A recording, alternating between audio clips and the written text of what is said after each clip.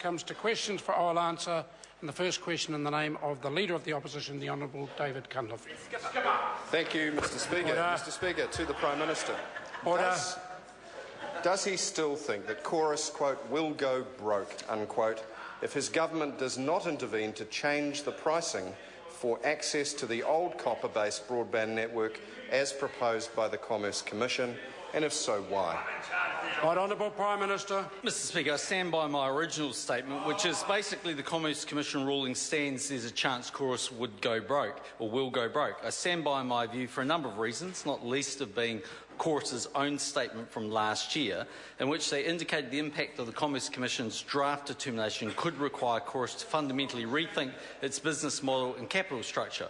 Chorus also said that under the draft determination of the Commerce Commission, they could lose up to $160 million of annual earnings. To put this in some context, Chorus's net profit for the 2013 financial year was a touch above that, $171 million. Given the flow-on effects that a reduction on earnings has on borrowings and Chorus's investment grade, this would have significant impacts for any public company.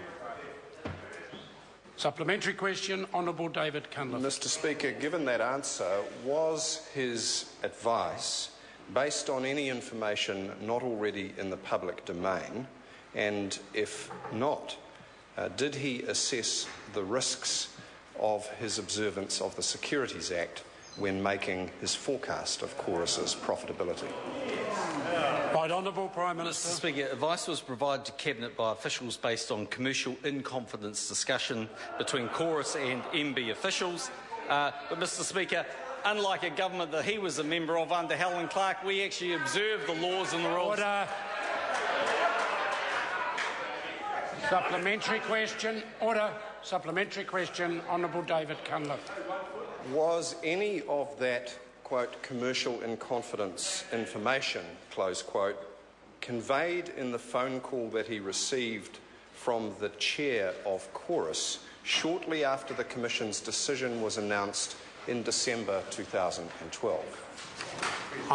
Right Honourable Prime Minister. Mr Speaker, probably yes. I mean, the chairman gave me an indication of her thinking about the impact that would take place. That gave me some understanding of the issues that they would face. But in the end, the government is choosing to take the action of having a discussion document because it believes that fundamentally the determination for copper pricing should be reached by considering all of the factors that the government put into the 2011 legislation, and that included Section 18(2)A, which the Commission itself said it couldn't actually take or didn't take into consideration because it wasn't sure how to interpret. Honourable David Cunliffe. Supplementary question. Why, following the call from the chair of Chorus, did he see it fit? Order. Did he see it fit? Order. I invite the member to start his Thank you very much, Mr Speaker. Why, following the call from the chair of Caucus, did he see fit? Why don't we take that a third time? Order. I've called for a supplementary question from the Honourable David Cunliffe. Thank you, Mr Speaker. Why, following his call from the chair of Chorus, did he... Order. We'll see, Mr Speaker, whether the National Backbench will be as happy with the second half of the question. Did he see fit to override the lawful regulatory process employed by the Commerce Commission, which requires them to issue a draft, then consult, and then issue a final recommendation before that is considered by the Cabinet? Right Honourable Prime Minister. Mr Speaker, two things. One thing is true, I do get a phone call from my caucus, but they all voted for me as opposed to a third of his caucus. I can only imagine what the phone call from Trevor's like in San Francisco at the moment. Order. I have a point of order from the Right Honourable Winston Peters. Order. This is a point of order. It will be heard in silence. Speaker, the Prime Minister on the first supplementary offended, and now he's starting out with the offence before he even gets to answer any question, and not just once, he did it twice and he wasn't stopped. Order.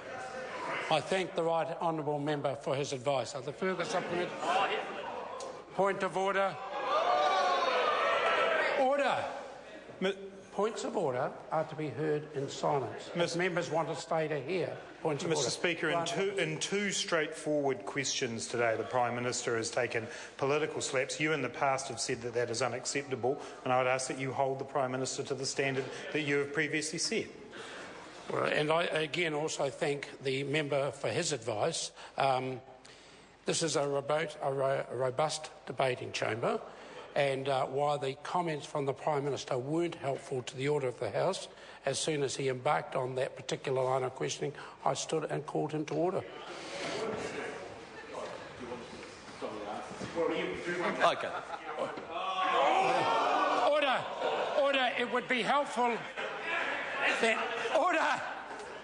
Order. I'll now invite the Prime Minister to complete his answer. And the Labor Party members did get on with it, and they said they didn't want you, Grant. Mr. Speaker.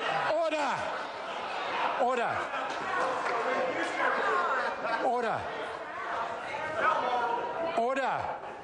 Now the Prime Minister will simply rise and answer the question without adding any political connotations at the start of his answer. Mr. Speaker, the government is not overruling the Commerce Commission. The government has put out a discussion document because it believes that that is important to understand at least the possible thinking of what could take place during this build period. But I say, Mr. Speaker, it's worth remembering this point. There was a submission, I think received today or in the last few days, from the former Telecommunications Commissioner, Ross Patterson, who I might add was appointed actually by the then Communications Minister, David Cunliffe, and I quote Mr. Patterson when he said, "The government has made it clear that it does not intend to provide a demand-side subsidy to incentivise migration to fibre. Under those circumstances, the only practical option is to adjust copper pricing along the lines proposed in the discussion document." Supplementary question, Honourable David Cunliffe. Speaking of submissions, Mr. Speaker, does the Prime Minister agree with Vodafone that the UBA pricing proposal delivers, and I quote, unnecessary corporate welfare to Chorus at the expense of all consumers who will pay more for the telecommunications services? And if not, why not? Right, Honourable Prime Minister. Mr. Speaker, no, because under every scenario, consumers will pay less. Supplementary question, Te Urara Flavel. Thank you, Mr. Speaker. Kia ora tātou to the Prime Minister.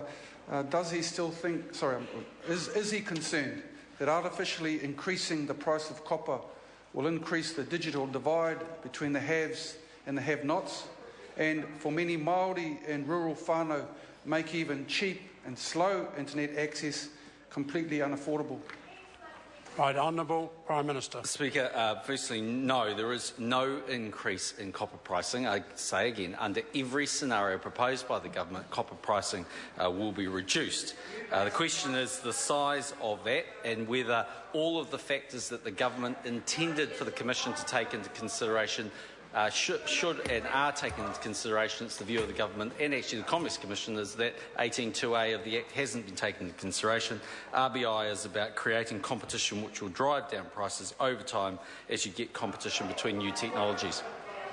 Supplementary question, the Honourable David Cunliffe. Why does the Prime Minister say that it would be cheaper than under every scenario when, relative to the scenario proposed by the regulator, Kiwi consumers will be paying up to $150 a year more per household? Right, Honourable Prime Minister. Well, Mr. Speaker, under every scenario proposed in the discussion document, there will be, that's what we're talking about, is under every scenario proposed in the discussion document, there will be a reduction in price to consumers. That will have an impact on Chorus of somewhere over the 5-year period between $100 and $500 million. But, Mr. Speaker, it's worth remembering what the price is at the moment, $44.98. I go back to 2007, when the total copper price was $47.28. And I don't remember the Labor government back then demanding a reduction in price. That's a sufficient answer. Point of order, the Right Honourable... Russell Norman. Go ahead, Mr. Speaker, go ahead. The question was a very straight question, and it was about comparing it with the Commerce Commission proposal, not with the government's proposal. and the Prime Minister has refused to address the question. Order. That wasn't the question as I understood it. The question was, why is the Prime Minister saying it's cheaper under every scenario? And the Prime Minister sought to answer that. Supplementary question, Honourable David Cunliffe. To the Prime Minister, given that it was his government that negotiated and signed the UFB contract with Chorus, and that he now says that under that contract Chorus will go broke, why did his Minister, Stephen Joyce, get the UFB contract so wrong? Because, Mr Speaker, the government can't have it both ways. Right, Honourable Prime Minister. Mr Speaker, under no scenario is the government saying it got the contract wrong with Chorus.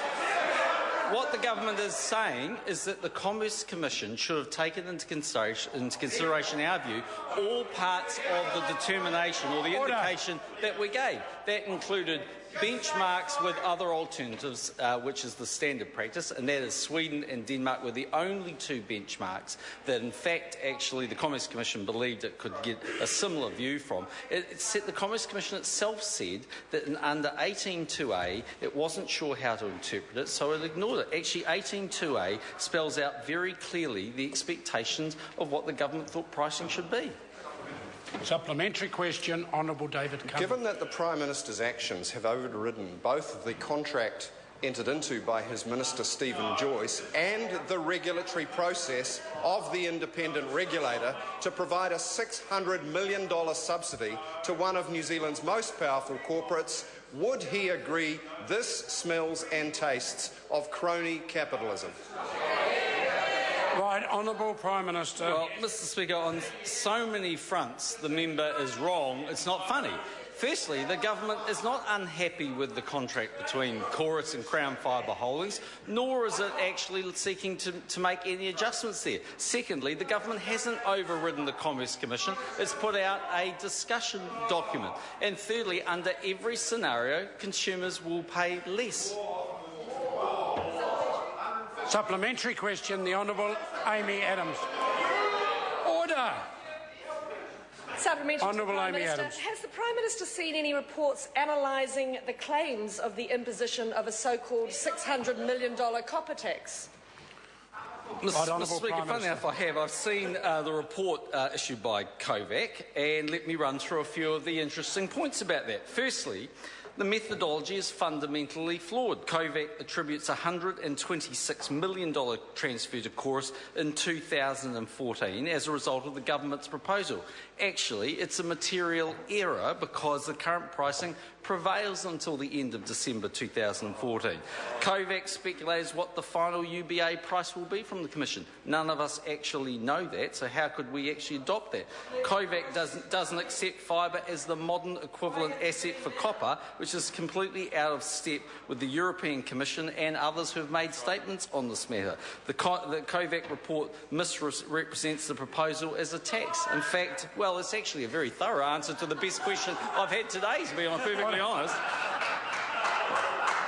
Supplementary question, Honourable David Cunliffe. Thank you, Mr Speaker. Given his reliance upon reports, what reliance is he placing on media reports that this $600 million botch-up is the end of Minister Adams' chances of succeeding him as Prime Minister? Right, Honourable Prime Minister. Mr Speaker, I need to be honest. I really don't think our caucus is looking for a new leader right at the moment, but after question time today, the Labour Party... Order, and that's sufficient. Question number 2, Dr. Russell Norman.